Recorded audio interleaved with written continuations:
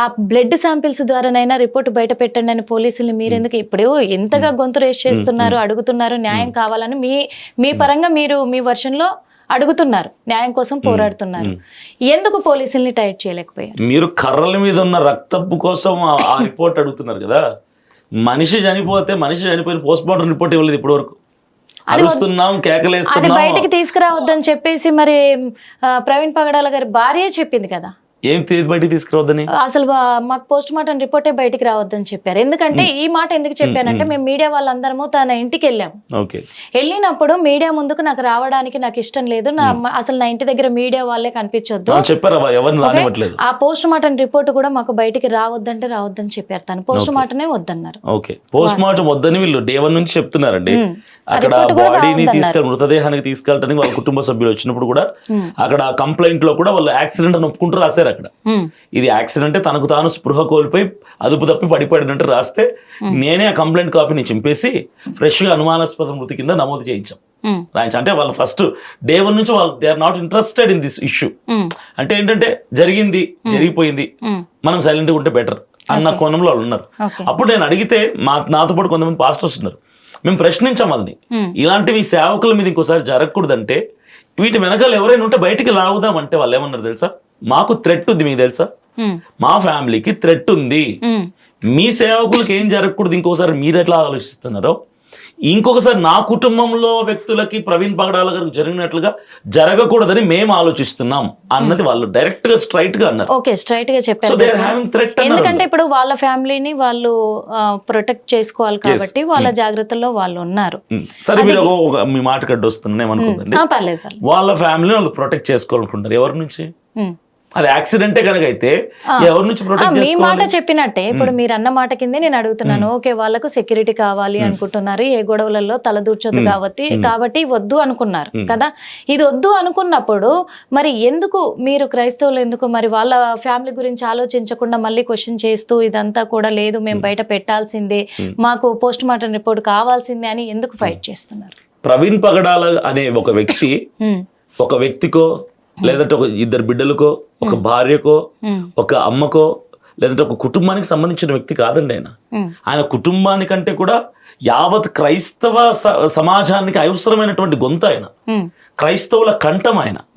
కాబట్టి ఈరోజు ఆయన కుటుంబీకుల కంటే కూడా క్రైస్తవులందరూ ఎక్కువ ఆందోళన చెందుతూ ఈ రోజుకి మాకు వస్తున్న ఫోన్లు మాకు నిద్ర పట్టడం లేదన్న ఆ రోజు నుంచి అని ఎంతో మంది ఆందోళన చెందుతున్నారు. ప్రవీణ్ పగడాల గారు ఆయన కుటుంబానికి మాత్రమే కాదు, ఆయన యావత్ క్రైస్తవ సమాజానికి అవసరమైన వ్యక్తి. కాబట్టి ఆ వ్యక్తిని పోగొట్టుకున్న తర్వాత మేము మౌనంగా నోటి మీద వేలేసుకుని కూర్చుంటే నెక్స్ట్ ఇంకొకరిని కూడా కోల్పోవాల్సి వస్తుందేమో. ఇప్పుడు యాక్షన్ లోకి దిగకపోతే, ఇప్పుడు వాయిస్ రైజ్ చేయకపోతే, ఇప్పుడు లీగల్ గా మనం సీరియస్ గా ప్రొసీడ్ అవ్వకపోతే ఈ క్రైస్తవులు చంపినా కూడా పట్టించుకోరన్న కోణంలో ఇంకోసారి రిపీట్ అవుతుందేమో ఇంకొకరి మీద అన్నటువంటి భావనతో మేము ఇన్వాల్వ్ అయి ఫ్యామిలీ వద్దన్నా కూడా మేము ప్రొసీడ్ అవ్వాలన్న ఆలోచనతో మేము ముందుకెళ్తున్నాం. మీరు ముందుకు వెళ్తున్నారు కరెక్టే. ఇప్పుడు ఆ ఫ్యామిలీకి మరి ఎవరు వాళ్ళకు ప్రొటెక్ట్ చేయాలి? ఇప్పుడు ఆ ఫ్యామిలీకి ఆల్రెడీ థ్రెటింగ్ కాల్స్ వచ్చాయి, అందుకే భయపడి వాళ్ళు గమ్మునున్నారు. మీరు దాన్ని లేదు ప్రవీణ్ పగడాల గారి పట్ల న్యాయం జరగాలని మీరు పోరాడుతున్నారు. ఇప్పటికైనా వాళ్ళకు హాని మరి మీరు పాయింట్ రేస్ చేసే కొద్దీ వాళ్ళకు హాని పెరుగుతూనే ఉంటది కదా. అంటే ఆ కుటుంబానికి నష్టం జరిగినా పర్వాలేదా?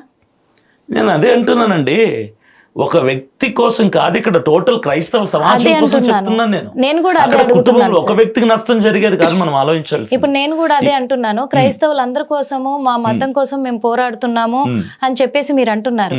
ఈ పోరాటం ఎక్కువ అయ్యే కొద్దీ వాళ్ళ ఫ్యామిలీకి మళ్ళీ ఏదైనా థ్రెట్ ఖచ్చితంగా జరిగి వాళ్ళకి ఏదన్నా జరగరని జరిగితే ఎవరు బాధ్యులు? ఎందుకు రాదంటే వాళ్ళ ఫ్యామిలీకి ఇబ్బంది ఎందుకు ఉండదంటే they are not raising their voice.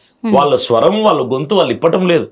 ఆ జెస్సికా గారు కూడా 2 సందర్భాల్లో మాట్లాడుతూ క్షమిద్దాం అనే మాట తప్ప మరో మాట ఆవిడ ఎక్కడ ప్రస్తావించలేదు. కాబట్టి మేము ఎంత అరిచినా సరే అరిచినోడికి ఎఫెక్ట్ ఉంటుంది తప్ప కుటుంబానికి ఎఫెక్ట్ ఉండదు. ఎందుకంటే they are very quiet, they are very calm. ఇప్పుడు ప్రవీణ్ గారి పోస్ట్ మార్టం రిపోర్టు సంబంధించి ఇప్పుడు మరి మీరేమో పోస్ట్ మార్టం రిపోర్ట్ బయటికి రావాలంటున్నారు, వాళ్ళ వైఫ్ ఏమో వద్దు అవసరం లేదన్నారు. ఇప్పుడు పోలీసులు తన భార్యకు మాటకి విలువయాలా, మీ మాటకు విలువయాలంటారా? ఒక్క లాజిక్. ఎందుకంటే అందరికీ కూడా ఈ విషయంలోనే అనుమానాలు ఉన్నాయి. అసలు ఎందుకు ఈ రిపోర్ట్ బయటికి రావట్లేదు అనేది చాలా మందికి అనుమానాలు ఉన్నాయి. అటు క్రైస్తవులకు కావచ్చు, ఇటు హిందువులకు కావచ్చు. అది బయటకు వస్తేనే ఏదైనా తేలడానికి ఉంటది అనే ఒక నమ్మకం కూడా ఉంది. కాబట్టి అది బయటికి రావద్దు అని తను అడిగారు, కానీ కావాలి అని మీరు అడుగుతున్నారు. ఏంటి, ఎవరి మాటకు కట్టుబడి ఉండాలి? 2 thoughts are different అండి. మేము బయటికి రావాలని ఎందుకు అడుగుతున్నామంటే, ఒకవేళ దీని వెనకాల నిందితులు ఉంటే వాళ్ళకి శిక్షింపబడాలి, లేదా క్షమించేస్తాం. ఏదేమైనా ఎవరున్నారో బయటికి రావాలి.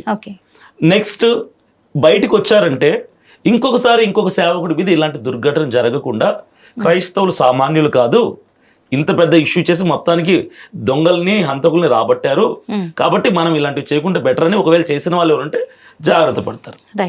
ఇప్పుడు జెసికా గారు చెప్పినట్టుగా, ప్రవీణ్ పగడాల గారి భార్య చెప్పినట్టుగా, మాకు పోస్ట్ మార్టం రిపోర్ట్ వద్దంటే మేమేం చేయలేము. ఇక మేము కూడా క్వైట్ అయిపోతాం, మేము కామ్ అయిపోతాం. ఎందుకంటే ఇప్పుడు వద్దు అంటే మేము ఇవ్వమని మేము పోరాడు. ఇప్పుడు వాళ్ళ విజ్ఞతకు వదిలేస్తాం అది. ఎందుకంటే ఇప్పుడు వాళ్ళ స్వార్థం, వాళ్ళ కుటుంబం కొరకు వాళ్ళు ఆలోచించుకుంటున్నారు. ఇప్పుడు ప్రవీణ్ పగడాల గారు ఎప్పుడు అలా ఆలోచించే వాళ్ళు కాదు. ప్రవీణ్ పగడాల గారు ఎప్పుడు కూడా క్రైస్తవ సమాజం కోసం ఆలోచించేవాళ్ళు. అంటే ఇప్పుడు వాళ్ళ కుటుంబం కోసం అంటే కూడా ఇద్దరు ఆడపిల్లలే కాబట్టి, ఆడపిల్లే కాబట్టి ఉన్న ఒక దిక్కు ఇదైపోయారు కదా, వాళ్ళ తరఫున పోరాడడానికి ఎవరు కూడా జెంట్స్ లేరు అక్కడ. అలాంటప్పుడు వాళ్ళకు భయం ఉంటుంది, ఇప్పుడు మీరు అన్నట్టుగా.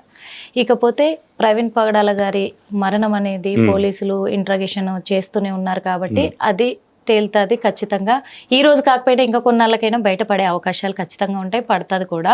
ఓకే, ఈ విషయానికి సంబంధించి అజయ్ బాబు గారు, పాస్టర్ అజయ్ గారు గొంతు రేస్ చేసి తన ముందు వచ్చి ఒక లాయర్గా నేనున్నాను, నేను అన్ని ఆధారాలు బయట పెడతా మెల్లమెల్లగా కూడా అని చెప్పేసి కూడా తను చెప్పడం జరిగింది.